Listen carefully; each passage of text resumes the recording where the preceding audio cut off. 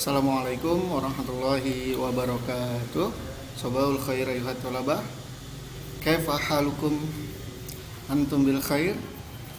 Alhamdulillah antum bil khair. Baik. Al-ana nuwasil darsana dars ta'lim lughal arabiyyah li fasli sabiyah bi madrasatil mutawassithah al-munawwarah al-islamiyah. Baiklah, pada kesempatan kali ini kita akan melanjutkan pelajaran bahasa Arab di kelas 7 di sekolah kita tercinta SMP Islam Al-Munawwarah. Insyaallah pada kesempatan kali ini kita akan belajar tentang mubtada dan khobar. Kita akan belajar mubtada dan khobar, dan sebelum kita mulai, mari kita sama-sama membaca basmalah. Bismillahirrahmanirrahim. Semoga apa yang akan kita pelajari membawa kebaikan serta keberkahan bagi kita semuanya. Amin ya rabbal alamin. Nah, sebagaimana yang Bapak sampaikan tadi, bahwasanya kita akan belajar mubtada dan khobar. Dan sebelum kita melangkah lebih jauh tentang mubtada dan khobar, kita harus memahami terlebih dahulu apa itu mubtada dan apa itu khobar. Nah, kita harus paham terlebih dahulu. Perhatikan baik-baik. Mubtada adalah pokok kalimat atau kata yang diterangkan. Sedangkan khobar adalah predikat atau kata yang menerangkan.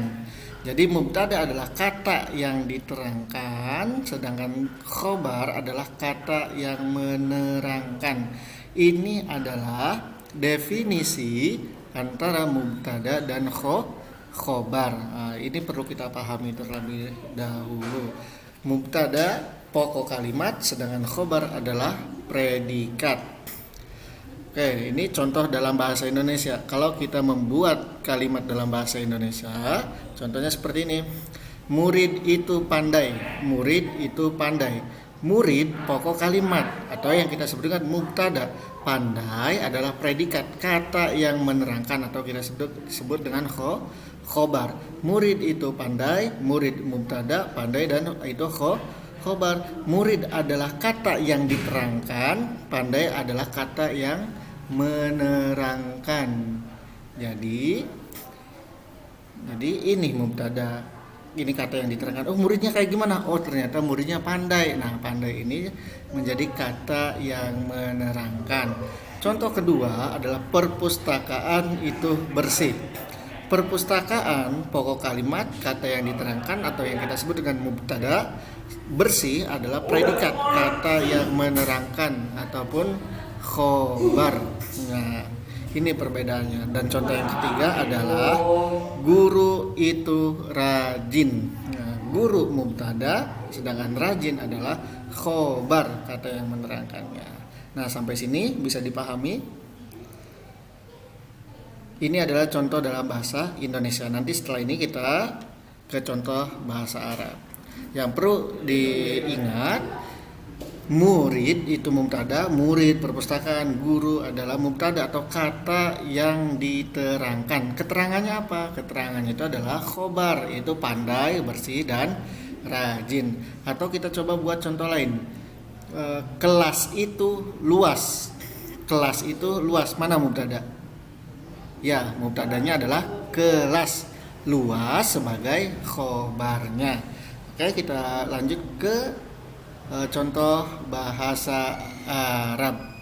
Nah, di sini ada at-tilmidhu mahirun, al-maktabatu nadhifatun, al-mudarrisu mujtahidun, al-faslu nadhifun, at-tilmidhatu mahiratun.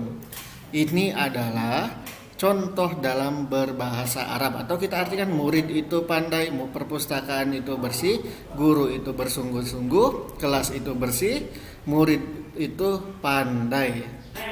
Yang warna kuning kita sebut dengan mubtada, sedangkan warna biru sebagai khobar. Murid, kata murid itu membutuh keterangan. Keterangannya apa? Oh, ternyata mahir. Mahir itu apa artinya? Pandai. Al-maktabatu nadhifatun, ini juga mubtada dan ini khobarnya. Bisa dipahami? Oke. Ini contoh dalam bahasa Arab. Selanjutnya, dari contoh di atas terdapat hal yang perlu diingat sebagai berikut. Alif lam ini alif sama lam di sini dikenal sebagai tanda isim ma'rifah. Apa itu isim ma'rifah?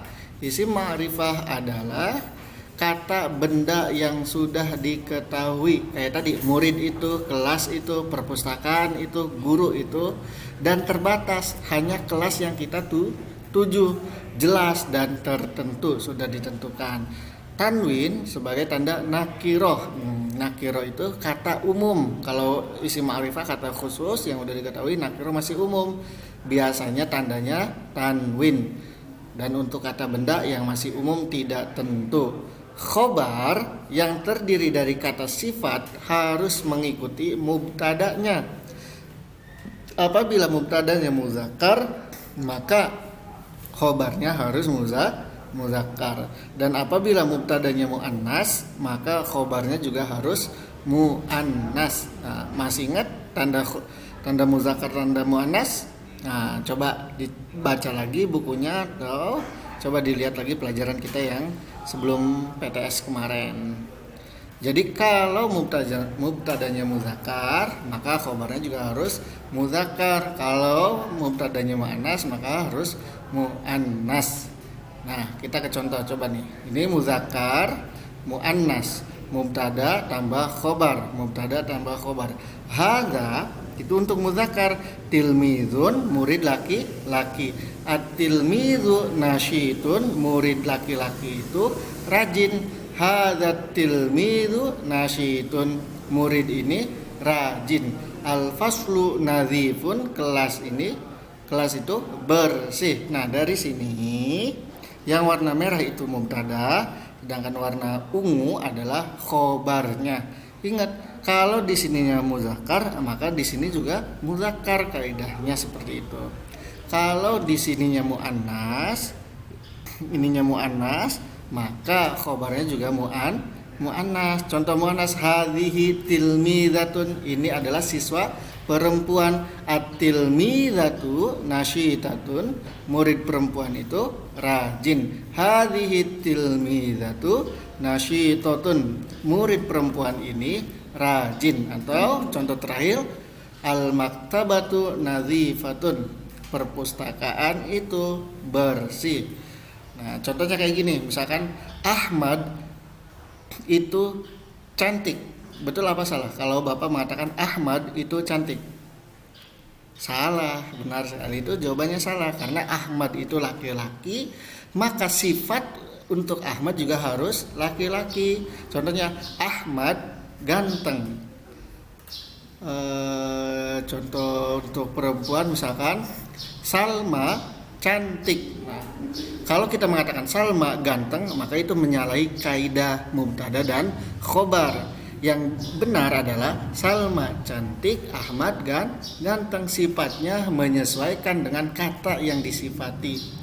Jadi mubtada adalah kata yang diterangkan atau yang disifati, sedangkan khobar adalah sifat untuk mubtada tersebut yang harus sesuai, baik muzakkar muannasnya, mufrad tasnya dan jamaknya. Nanti kita pelajari lebih lanjut.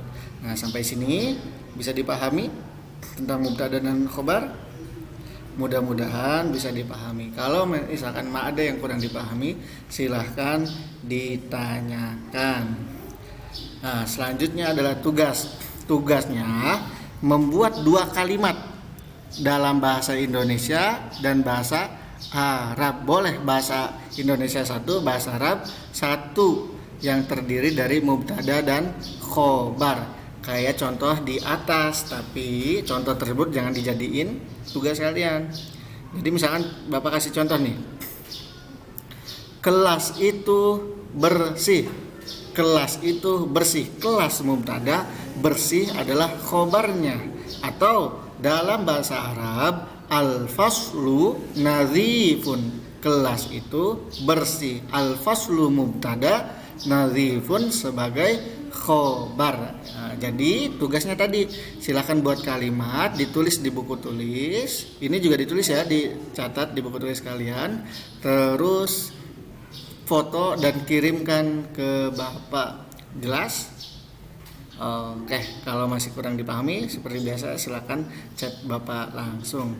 Mari kita sama-sama mengucapkan alhamdulillahirabbil alamin karena materi pelajaran kita pada kesempatan kali ini telah usai. Mudah-mudahan bisa dipahami dan membawa kebaikan bagi kita semuanya. Wallahu a'lamu bishawab. Mari kita tutup dengan kafaratul majlis. Subhanaka Allahumma bihamdika asyhadu an la ilaha illa anta astaghfiruka wa atubu ilaik. Assalamualaikum warahmatullahi wabarakatuh.